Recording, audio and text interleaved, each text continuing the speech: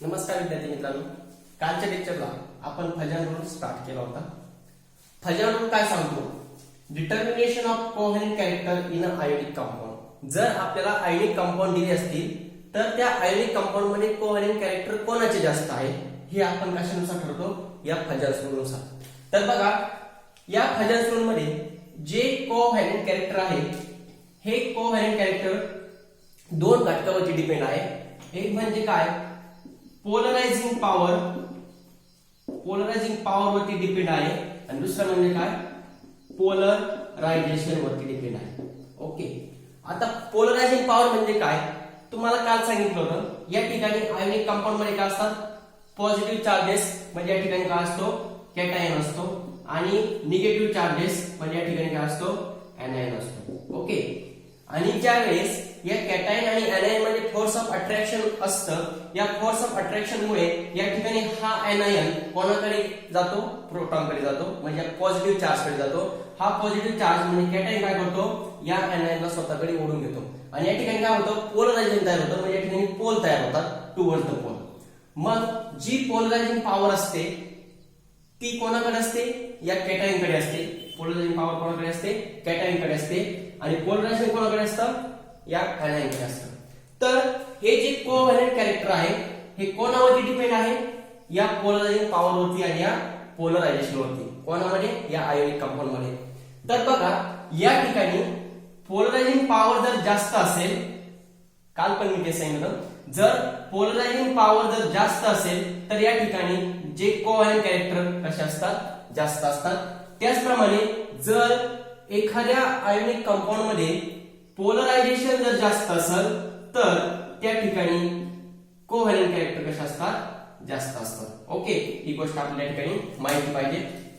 बघा, फजन रूल काय सांगतो? Determination of covalent character in ionic compound. आपल्याला चार कंपाऊंड दिले जातील आणि विचारले जातील कोणाची कोव्हॅलेंट कॅरेक्टर सर्वात जास्त आहे किंवा कोणाचा मेल्टिंग पॉइंट जास्त आहे किंवा कोणाची सोल्युबिलिटी जास्त आहे. तर दिलेल्या आयोनिक कंपाऊंड मध्ये solubility, melting point and covalent character आपण कशानुसार सांगू शकतो? या फजन रूल नुसार सांगू शकतो कोणाचे जास्त आहे. ते कसं? जे कोव्हॅलेंट कॅरेक्टर आहे ते दोन घटकावरती डिपेंड आहे. एक म्हणजे पोलरायझिंग पॉवर वरती आणि एक म्हणजे पोलरायझेशन वरती. जी पोलरायझिंग पॉवर आहे ती कोणाजवळ असते? कॅटायन जवळ असते. आणि जे पोलरायझेशन असते ते कोणावरती?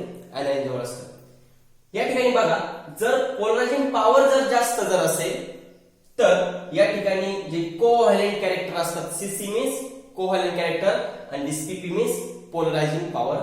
या ठिकाणी पोलरायझिंग पॉवर जर जास्त असतात तर कोव्हॅलेंट कॅरेक्टर कसे असतात? जास्त असतात. आज आपण याच्यावरती एक्झाम्पल पण काय सॉल्व्ह करणार. या ठिकाणी जर पोलरायझेशन जास्त असेल याचा अर्थ त्या ठिकाणी कोव्हॅलेंट कॅरेक्टर पण कसे असतील? जास्त असतील. ओके, आता आपण सांगितलं होतं, काल बघितलं आपण फक्त जो कॅटायन बघितला. कॅटायन जवळ काय असतं? पोलरायझिंग पॉवर असतं. तर हा कॅटायन कोणावरती डिपेंड असतो? हे जे कोव्हॅलेंट कॅरेक्टर असतात कॅटायनच्या कशावरती डिपेंड असतात हे आपण बघितलं. पहिला आपण बघितलं होतं, काय बघितलं होतं? जर कॅटायनची साईज जर स्मॉल असेल, साईज ऑफ कॅटायन कशी असेल? स्मॉल असेल तर पोलरायझिंग पॉवर कशी असते? जास्त असते. आणि पोलरायझिंग पॉवर जर जास्त असेल तर कोव्हॅलेंट कॅरेक्टर कसे असतात? जास्त असतात. तर बघा, आपण कालच्या लेक्चरला पोलरायझिंग पॉवर बद्दल बघितलं की पोलरायझिंग पॉवर जर जास्त असेल तर कोव्हॅलेंट कॅरेक्टर कसे असतात? जास्त असतात. पोलरायझिंग पॉवर कोणाजवळ असते? कॅटायन जवळ असते. मग आपल्याला त्या ठिकाणी दिलेल्या आयोनिक कंपाऊंड मध्ये कॅटायन कोणते? कॅटायन मीन्स त्याच्यावरती असलेला धन प्रभार याचा विचार करायचा आपल्याला. तर कॅटायनचा जर विचार केला तर पहिली गोष्ट अशी की साईज ऑफ कॅटायन. आता जर कॅटायनची साईज स्मॉल असेल, लक्षात घ्या, जर कॅटायनची साईज जर स्मॉल असेल तर पोलरायझिंग पॉवर कशी असेल? जास्त असेल. आणि पोलरायझिंग पॉवर जर जास्त असेल या ठिकाणी कोव्हॅलेंट कॅरेक्टर कसे असतात? जास्त असेल. ओके, देन या ठिकाणी आपण दुसऱ्या घटकाचा विचार केला. दुसरा घटक असा होता आपला charge on cation. Charge on cation. जर चार्ज ऑन कॅटायन जर कसा असेल? लार्ज असेल तर पोलरायझिंग पॉवर कशी असते? जास्त असते. आणि पोलरायझिंग पॉवर जर जास्त असेल तर या ठिकाणी कोव्हॅलेंट कॅरेक्टर कसे असतात? जास्त असतात. दिलेल्या कंपाऊंड मध्ये जर तुम्हाला एनायन सारखं असेल आणि फक्त कॅटायनचा जर विचार करायचा असेल, यावेळेस एक्झाम्पल घेतल्यावर कळत, तर पोलरायझिंग पॉवर कशा जवळ असते, कॅटायन जवळ. तर या ठिकाणी आपण फक्त कॅटायनचा विचार करायचा अगोदर, जर ऍनायन सारखा असेल तर ऍनायनचा विचार नाही करायचा. बट मग काय बघायचं त्या ठिकाणी, साईज ऑफ कॅटायन. आता साईज ऑफ कॅटायन, जो कॅटायन आहे, जर कॅटायनची साईज स्मॉल आहे आणि इथं कॅटायनची साईज कशी आहे, लार्ज आहे, तर ज्या कॅटायन जवळ स्मॉल साईज आहे त्याची पोलरायझेशन पॉवर कशी राहील, जास्त राहील. काल एक्झाम्पल पण घेतलं होतं मी, समजा लिथियम, सोडियम, लिथियम प्लस आहे, सोडियम प्लस आहे आणि या ठिकाणी पोटॅशियम प्लस आहे. सर्वात स्मॉल साईज कोणाची, लिथियमची सर्वात स्मॉल साईज आहे, म्हणजे लिथियमची पोलरायझेशन पॉवर सगळ्यात जास्त राहणार आहे. म्हणजे लिथियमचे जे आयोनिक कंपाऊंड राहील त्यामध्ये कोव्हॅलेंट कॅरेक्टर कसे राहणार आहे, जास्त राहणार आहे. कशावरून, the size of the cation. Size of cation जर स्मॉल असेल तर त्या ठिकाणी पोलरायझेशन पॉवर जास्त असते, पोलरायझेशन पॉवर जर जास्त असेल कोव्हॅलेंट कॅरेक्टर कसे असतात, जास्त असतात. दुसरा विचार केला होता आपण, चार्ज ऑन कॅटायन. जर या कॅटायन वरती इथं एक चार्ज आहे, इथं जर दोन चार्ज आहे, तर या ठिकाणी चार्ज जर वाढत गेला, या ठिकाणी पोलरायझेशन पॉवर वाढत जाते आणि पोलरायझेशन पॉवर वाढली याचा अर्थ या ठिकाणी कोव्हॅलेंट कॅरेक्टर वाढतात. हे आपण या ठिकाणी बघितलं होतं. आणि थर्ड बघितलं होतं की pseudo noble gas electronic configuration. जर एखाद्या एलिमेंटचं किंवा एखादा element pseudo noble gas electronic configuration behave करीत असेल तर त्याची पोलरायझेशन पॉवर जास्त असते, म्हणजे त्याची कोव्हॅलेंट कॅरेक्टर कशी असणार आहे, सर्वात जास्त असणार. आता पोलरायझेशन पॉवर म्हणजे काय, तर त्याने कोणतं इलेक्ट्रॉनिक कॉन्फिगरेशन बिहेव केलं पाहिजे, त्याच्या कॅटायननी NS2 NP6 ND10 हे जर इलेक्ट्रॉनिक कॉन्फिगरेशन जर बिहेव केलं तर आपण काय सांगतो, त्याची पोलरायझेशन पॉवर कशी असते, जास्त असते. आणि त्याची पोलरायझेशन पॉवर जास्त असते, त्याच्यामध्ये कोव्हॅलेंट कॅरेक्टर पण कसे असतात, जास्त असतात. या तीन घटकांचा आपण या ठिकाणी विचार केला होता.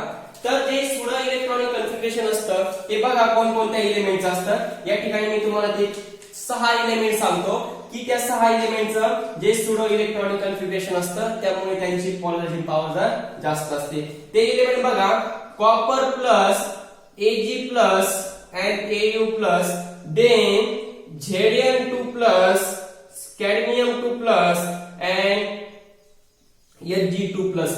हे जे इलेमेंट्स आहे, हे जे इलेमेंट कॅटायनच्या फॉर्म मध्ये, हे इलेमेंट काय करतात, pseudo noble gas electronic configuration behave करतात. तुम्हाला जर याचे जर एक्झाम्पल जर विचारले, एखाद्या आयोनिक कंपाऊंड मध्ये कॉपर असेल, सिल्वर असेल किंवा गोल्ड असेल, त्याप्रमाणे झिंक असेल, कॅडमियम असेल आणि मर्क्युरी असेल, तर हे जे आयोनिक कंपाऊंड आहे, हे आयोनिक कंपाऊंड मध्ये कोव्हॅलेंट कॅरेक्टर कसे आहे, जास्त आहे.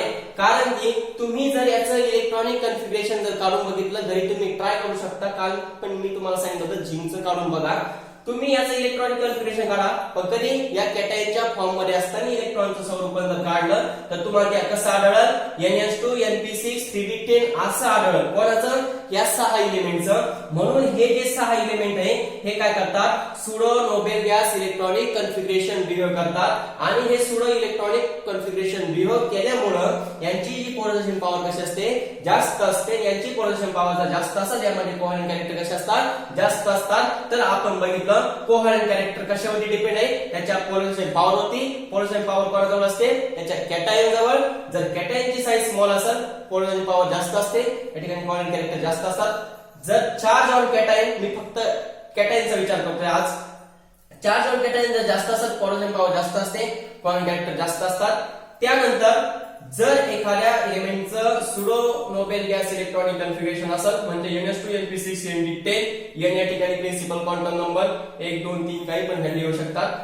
जर ह्या एलिमेंटने जर pseudo noble gas electronic configuration जर बिहेव केलं तर त्याची पोलरायझेशन पॉवर जास्त असते. पोलरायझेशन पॉवर जास्त असेल याचा अर्थ त्यामध्ये कोव्हॅलेंट कॅरेक्टर कसे असतात, सर्वात जास्त असतात. हे एलिमेंट आहे कोणकोणते, copper plus, Ag plus, Au plus, Zn2 plus, cadmium2 plus and Hg2 plus. These 6 elements behave as a pseudo electronic configuration and the ionic compound of this element having the more covalent character. हे जे element आहे यांनी जर ionic compound जर form केले तर याच्यामध्ये covalent character कसे असतात, जास्त असतात. हे एवढे इलेमेंट लक्षात ठेवा. तुम्हाला 4 ऑप्शन मध्ये एकदा एखाद्या वेळेस कॉपर येईल, Ag येईल, Ag जडियम येईल, Cd येईल, तर बिंदा सांगायचं जे आयोनिक कंपाऊंड असतील त्याच्यामध्ये जर हे इलेमेंट असते तर ह्या इलेमेंटचे कोव्हॅलेंट कॅरेक्टर कसे असतील, सर्वात जास्त असतील. कारण की हे काय करतात, या ठिकाणी सुडो इलेक्ट्रॉनिक कन्फिगरेशन बिहेव करतात. तुम्ही घरी जाऊन काढा कॉपरचा ॲटॉमिक नंबर, कॉपरची जमीन, Ag चा ॲटॉमिक नंबर बघा, त्याच्यामधून एक इलेक्ट्रॉन काढून टाका आणि असं इलेक्ट्रॉनिक कन्फिगरेशन बिहेव करतं का ते बघा. त्यानंतर Cu, त्यानंतर Au+ चं काढा, Zn2+ चं काढा, Cadmium2+ चं काढा आणि Hg2+ चं पण काढून बघा. 2 इलेक्ट्रॉन इथून काढून टाकायचे, वरच्या म्हणून एक इलेक्ट्रॉन काढायचं आणि ते असं इलेक्ट्रॉनिक कन्फिगरेशन बिहेव करतो का.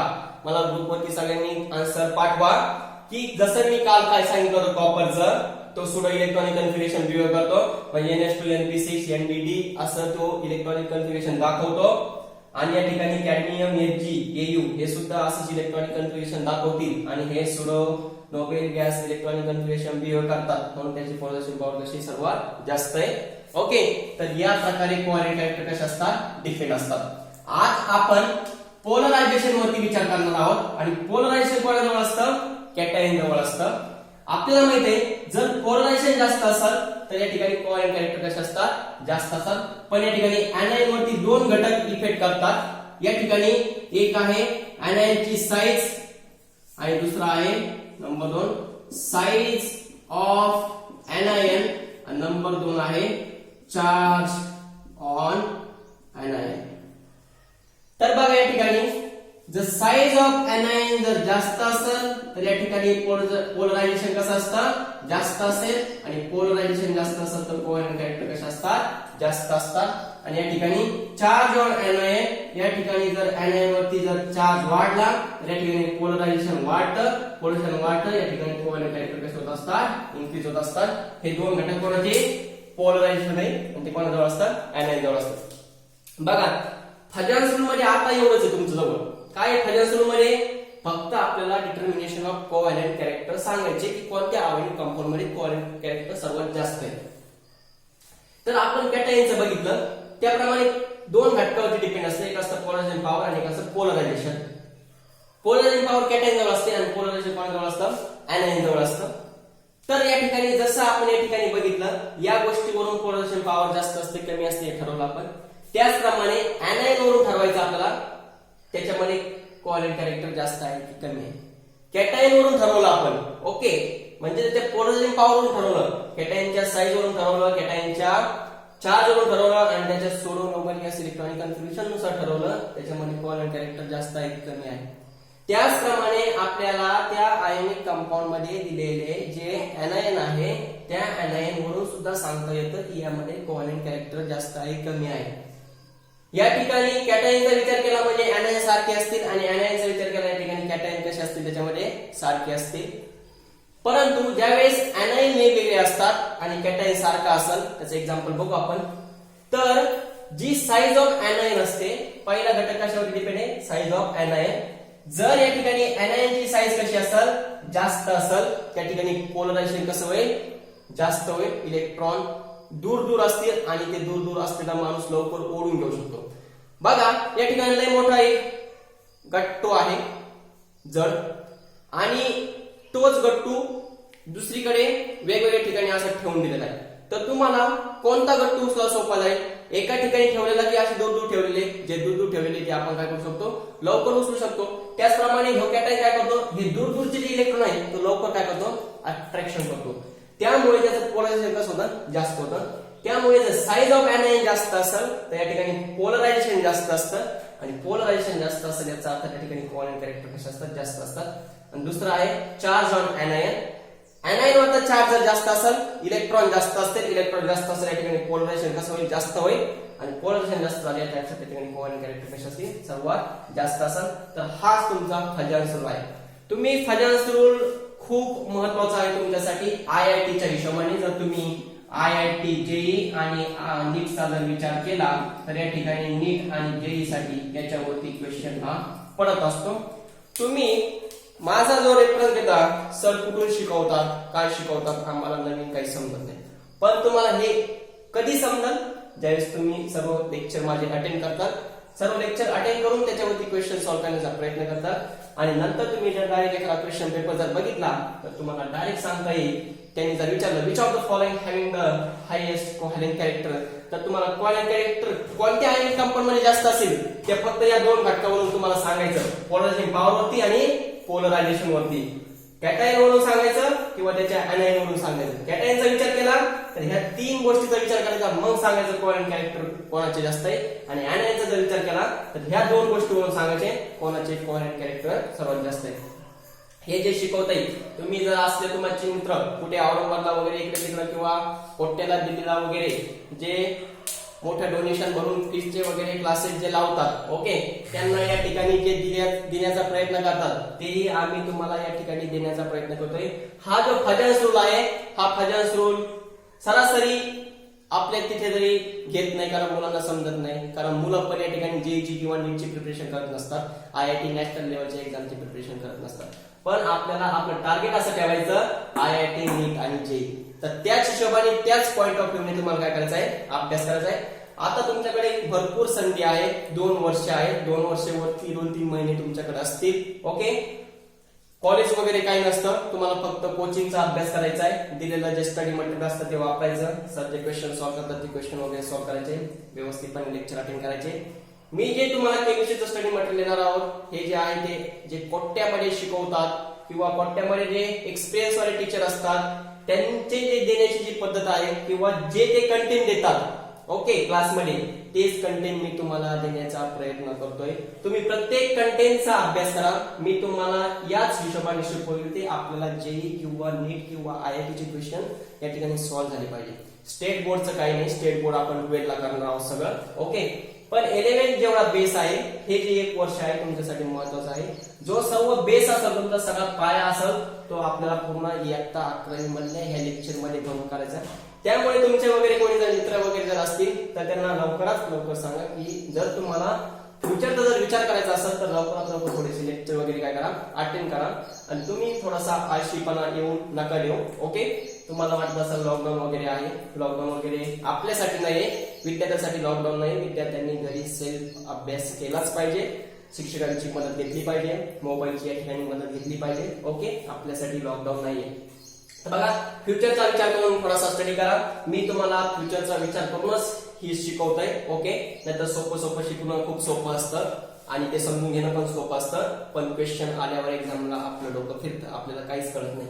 त्या गोष्टी होऊ नये त्यासाठी सध्याला आपल्याला या ठिकाणी डोकं लावायचंय. मी जे शिकवतोय ते तुमचा MCQ त्या ठिकाणी सॉल्व्ह झालाच पाहिजे. कशी कन्सेप्ट लावा तुम्ही, तो MCQ तिथं सुटलाच पाहिजे. असं होणारच नाही की नाही हा क्वेश्चन वेगळा विचारलाय आणि सरनी हे नाव कधी घेतलंच नाही, असं कधीच होणार नाही. क्वेश्चन जर विचारला याच्यावरती which of the following having highest covalent character, तर कोव्हॅलेंट कॅरेक्टर कोणामध्ये जास्त असतात त्यात तुम्हाला तारून कळलं असतं. त्या ठिकाणी ज्याची पोलरायझेशन पॉवर जास्त असेल किंवा ज्याचं पोलरायझेशन जास्त असेल त्यामध्ये कोव्हॅलेंट कॅरेक्टर जास्त असतात. पोलरायझेशन पॉवर कोणाजवळ असते, कॅटायन. मग कॅटायनचा विचार करा त्या आयोनिक कंपाऊंड मध्ये, की कॅटायनच्या साईजचा विचार करा किंवा कॅटायनच्या चार्जचा विचार करा, तेव्हा त्या सुडो इलेक्ट्रॉनिक कन्फिगरेशनचा विचार करा, मग सांगा त्याच्यामध्ये कोव्हॅलेंट कॅरेक्टर कोणामध्ये जास्त आहे. त्याचप्रमाणे एनायनचा विचार जर करायचा असेल तर एनायनचा साईजचा विचार करा आणि एनायनच्या चार्जचा विचार करा. जर एनायनची साईज जास्त असेल त्या ठिकाणी कोव्हॅलेंट कॅरेक्टर जास्त असतात आणि एनायनचा जर चार्ज जास्त असेल त्या ठिकाणी पोलरायझेशन जास्त असतं, पोलरायझेशन जर जास्त असेल या ठिकाणी कोव्हॅलेंट कॅरेक्टर कसे असतात, जास्त असतात. तर ही जी आहे ही पूर्ण काय आहे, फजान्स रूलची समरी आहे. फजान्स रूल हा खूप महत्वाचा टॉपिक आहे आणि हा जो केमिकल बॉन्डिंग आहे हाच पूर्ण एक्झामिनेशनच्या पॉईंट ऑफ व्ह्यूने महत्वाचा टॉपिक आहे. आणि तुम्हाला जर 11th पेन मध्ये केमिस्ट्री जर शिकायची असेल, सगळे क्वेश्चन वगैरे जर सॉल्व्ह व्हावे असं वाटत असेल तर हा चॅप्टर करणं या ठिकाणी तुमच्यासाठी खूप महत्वाचा आहे. तर बघा, या ठिकाणी आपण क्वेश्चन सॉल्व्ह करू. तुम्हाला जर ह्या सर्व गोष्टी जर समजल्या असेल, कोणत्यामध्ये कोव्हॅलेंट कॅरेक्टर जास्त असतात, कोणामध्ये कोव्हॅलेंट कॅरेक्टर कमी असतात, तर त्याच्यावरती आपण क्वेश्चन घेऊ. पहिला क्वेश्चन आहे,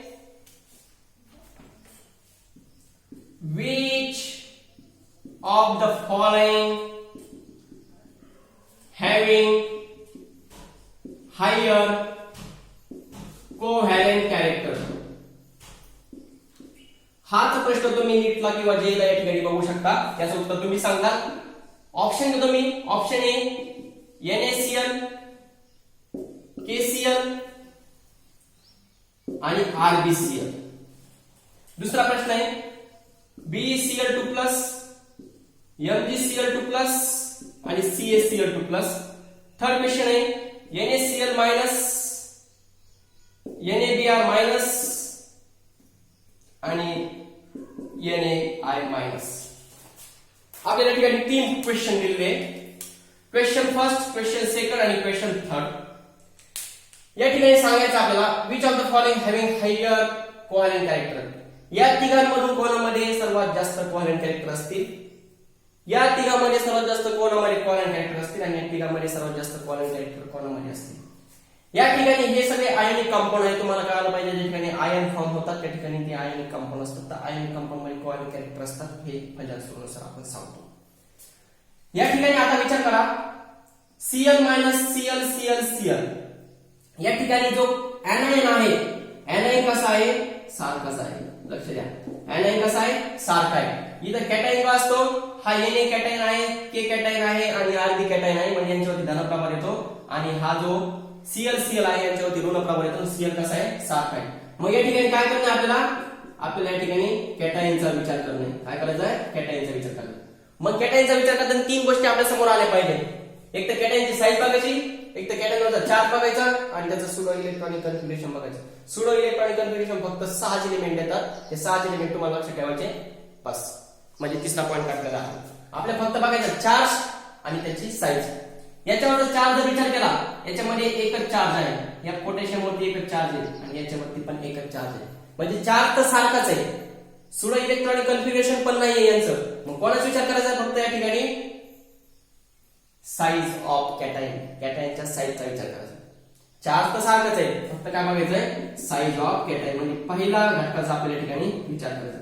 सोडियम पोटॅशियम आणि रुबिडियम यांचा जर विचार केला वरून खाली येताना जी साईज असते ती कशी होत असते इन्क्रीज होत असते. मग सर्वात कमी साईज कोणाची असेल सोडियमची सर्वात कमी साईज असेल आणि ज्या कॅटायनची सर्वात कमी साईज असते त्यामध्ये पोलरायझिंग पॉवर जास्त असते आणि त्याच्यामध्ये पोलरायझिंग पॉवर जास्त याच्या अर्थ त्यामध्ये कोव्हॅलेंट कॅरेक्टर कसे राहणार आहे सर्वात जास्त राहणार आहे. तर NaCl मध्ये कोव्हॅलेंट कॅरेक्टर सर्वात जास्त आहे कशापेक्षा KCl पेक्षा कशापेक्षा RbCl पेक्षा.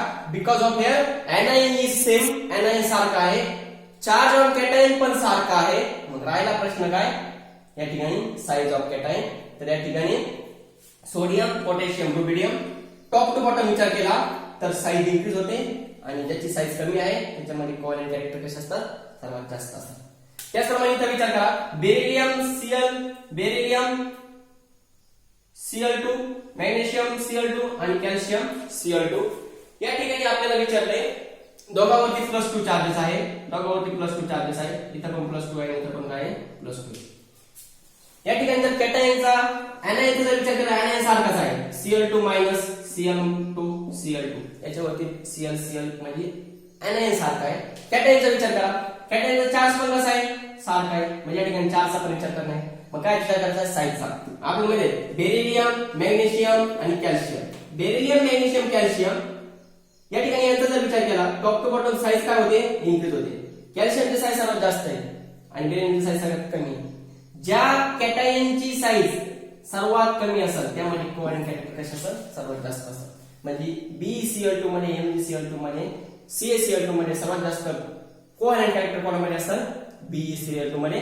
Because of the size of this beryllium is small and we know that if the compound having the smaller size then it having the higher covalent character. Okay, the next question NaCl minus NaBr minus आणि Na minus I minus.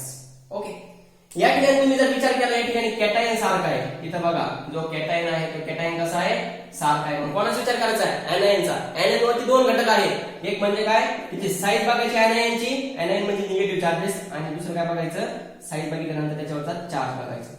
या ठिकाणी याच्यावरती एक charge आहे याच्यावरती पण एक charge आहे आणि याच्यावरती एक चार्ज आहे. म्हणजे चार्जचा विचार करायचा या ठिकाणी नाही. आता कोणाचा विचार करायचा साईजचा. तर बघा Cl मायनस Br मायनस आणि I मायनस. मला सांगा या ठिकाणी सर्वात जास्त साईज कोणाची जास्त असेल from top to bottom size कशी होते इन्क्रीज होते.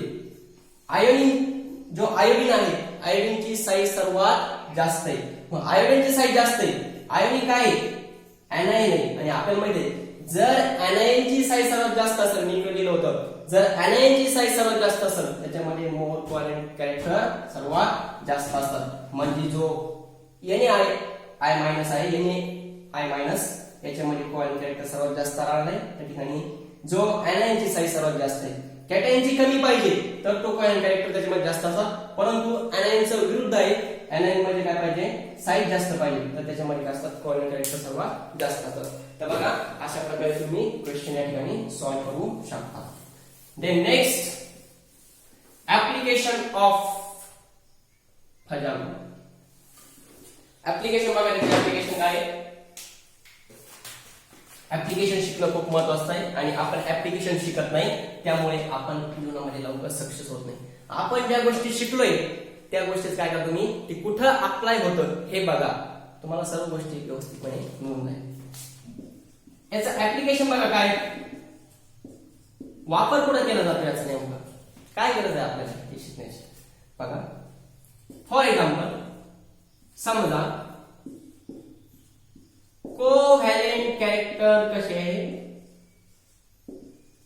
जास्त आहे, आपल्या ठरवलं येतं कोव्हॅलेंट कॅरेक्टर कसे ठरवायचे.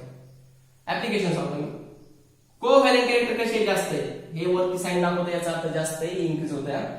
कोव्हॅलेंट कॅरेक्टर जास्त असेल तर बघा त्याची जी सोल्युबिलिटी असते ती कशी असते, कमी असते, आणि त्याचा जो मेल्टिंग पॉइंट असतो किंवा जो बॉइलिंग पॉइंट असतो तो पण कसा असतो, कमी असतो. हे आहे application of the फजान्स. Okay, application काय आहे, तुम्हाला नुसतं हेच विचारू शकत नाही की काय याच्यामध्ये कोणामध्ये कोव्हॅलेंट कॅरेक्टर जास्त आहे, पण तुम्हाला याच्या व्यतिरिक्त हे पण विचारू शकतात कोणत्या आयोनिक कंपाऊंडची सोल्युबिलिटी जास्त आहे किंवा कोणत्या आयोनिक कंपाऊंडची सोल्युबिलिटी कमी आहे, किंवा दिलेल्या कंपाऊंड पैकी सर्वात जास्त मेल्टिंग पॉइंट कोणाचा आहे, किंवा दिलेल्या कंपाऊंड पैकी सर्वात मेल्टिंग पॉइंट कमी कोणाचा आहे.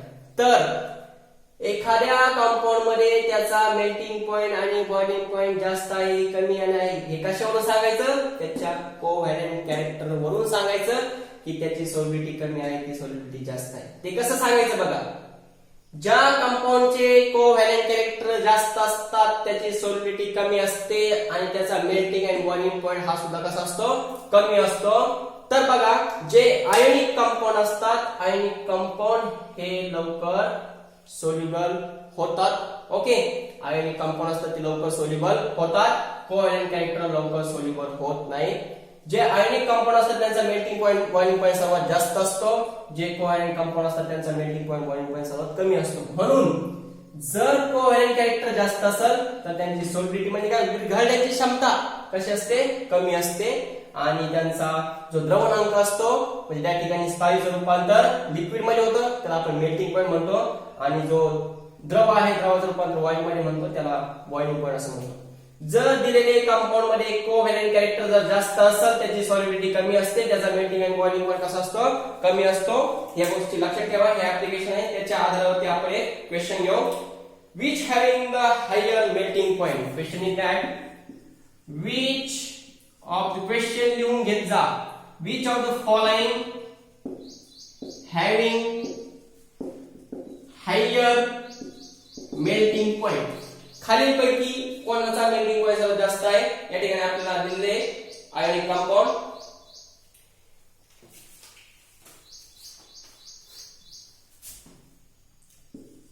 BeF2 आणि MgF2.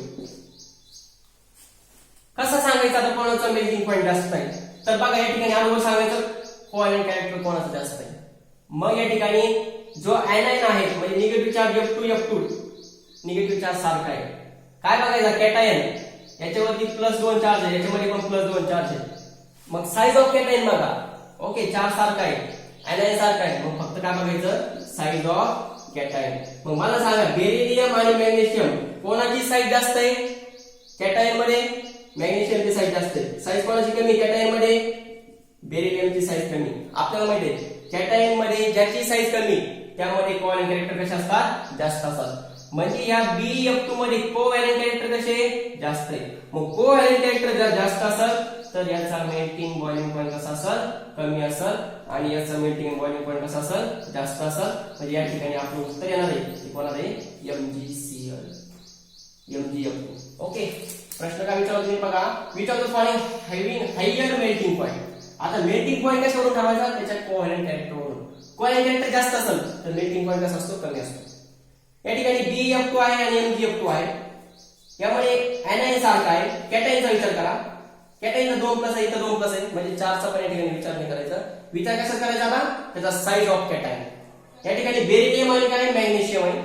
बेरिलियम मध्ये कोव्हॅलेंट कॅरेक्टर, बेरिलियमची साइज कमी आहे, बेरिलियमची साइज कमी आहे, याचा अर्थ यामध्ये कोव्हॅलेंट कॅरेक्टर कसे सर्वात जास्त आहे. कोव्हॅलेंट कॅरेक्टर जास्त असेल तर याचा मेल्टिंग पॉइंट कसा असेल, कमी असेल, आणि याचा मेल्टिंग पॉइंट जर कमी असेल याचा अर्थ याचा मेल्टिंग पॉइंट कसा राहणार आहे, जास्त राहणार आहे. तर बघा आपण त्याच्या कोव्हॅलेंट कॅरेक्टरनुसार सांगू शकतो की त्याचा मेल्टिंग पॉइंट जास्त आहे की त्याचा मेल्टिंग पॉइंट कसा आहे, कमी आहे. ओके.